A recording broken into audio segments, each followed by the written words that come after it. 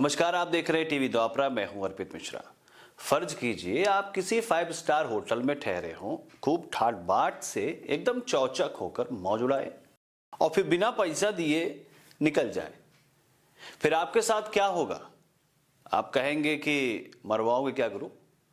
Police पीछे पड़ जाएगी, वो भी यूपी की बाबा जी की पुलिस हो तो लेने के देने पड़ जाएंगे। लेकिन ये सच है, एक आदमी ने यूपी में यही कारनामा कर दिया। खबर मजेदार है। यूपी के काशी में एक ताज होटल है।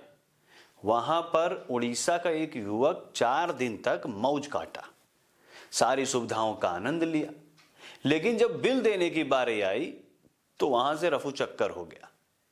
वह करीब 2 लाख रुपए का बिल दिए बिना ही गायब हो गया।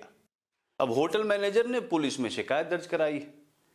वाराणसी के नदेसर इलाके में स्थित होटल ताज गंगेज से एक हैरान कर देने वाला मामला सामने आया है। हाई सिक्योरिटी इंतजाम होता है वहां पर।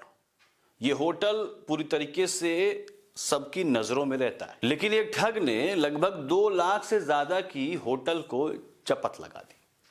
बताया जा रहा है कि उड़ीसा का रहने वाला सार्थक संजय 14 अक्टूबर से लेकर 18 अक्टूबर तक होटल के कमरा नंबर 127 में रुका था और काम 420 का कर दिया, जिसका किराया 1,67,796 रुपए हुआ था। इसके अलावा उसने होटल में जमकर दावत भी उड़ाई और मौज काटी। इस पूरी मौज में उसका खाने का बिल हुआ 36,750 रुपए और इस तरीके से कुल देनदारी 2,04,521 रुपए हुई। लेकिन सार्थक संजय बिल का बगैर भुगतान किए ही कमरा छोड़कर भाग गया। जब उसके कमरे की तलाशी ली गई तो सिर्फ उसमें कुछ कपड़े ही मिले। इसके बाद होटल के फ्रंट ऑफिसर मैनेजर ऋषि मुखर्जी ने मामले की शिकायत संबंधित कैंट थाने में कर दी। अब मुझे इस बात पर अरशद वारसी की वो बात याद आ रही है। कौन है ये लोग? कहां से आते हैं? अब संजय भैया तो फरार हो गए, लेकिन मुसीबत अब जो और लोग आएंगे उन पर होगी।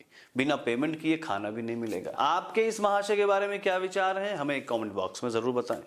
तब तक हम आपको ले चलते हैं कांग्रेस के चश्मो चिराग श्रीमान राहुल गांधी जी के पास। जिस देश में गरीबों को 3 लाख कमाने में 3 साल लग जाते हैं और कुछ को तो और ज्यादा, उस देश के गरीबों के मसीहा, दलितों के चिंतक और संसद में गुंडई करने वाले राहुल बाबा 3 लाख का तो खाली जूता ही पहनते हैं।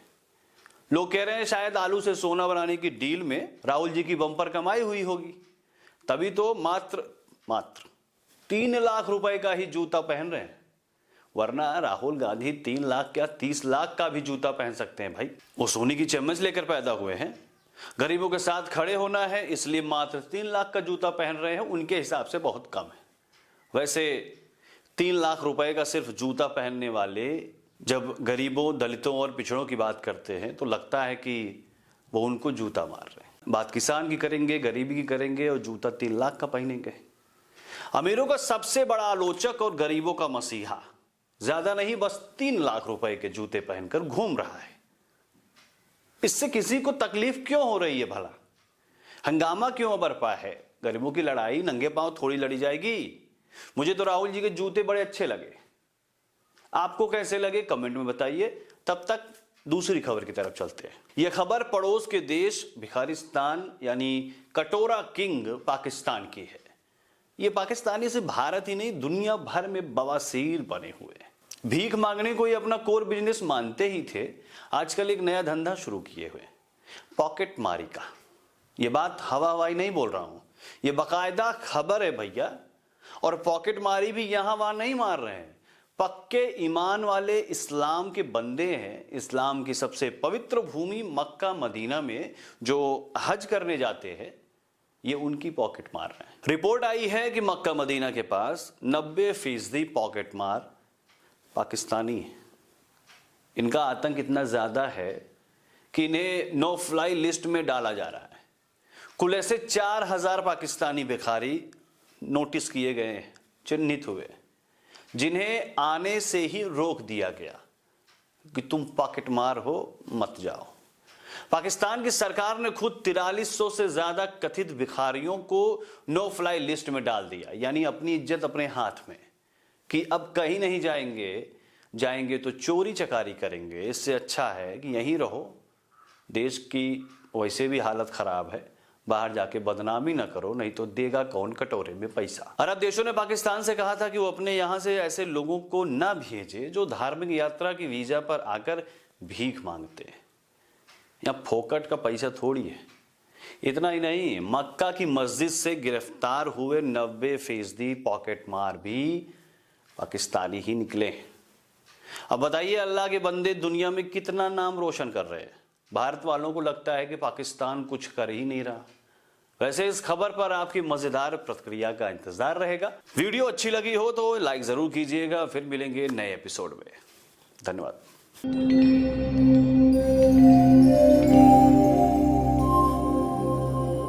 टीवी द्वापरा, संभवामि युगे युगे। अगर ये प्रोग्राम आपको अच्छी लगी तो लाइक, शेयर और कमेंट करें। टीवी द्वापरा के प्रोग्राम्स को हमेशा देखने के लिए सब्सक्राइब करें, बेल आइकॉन दबाएं।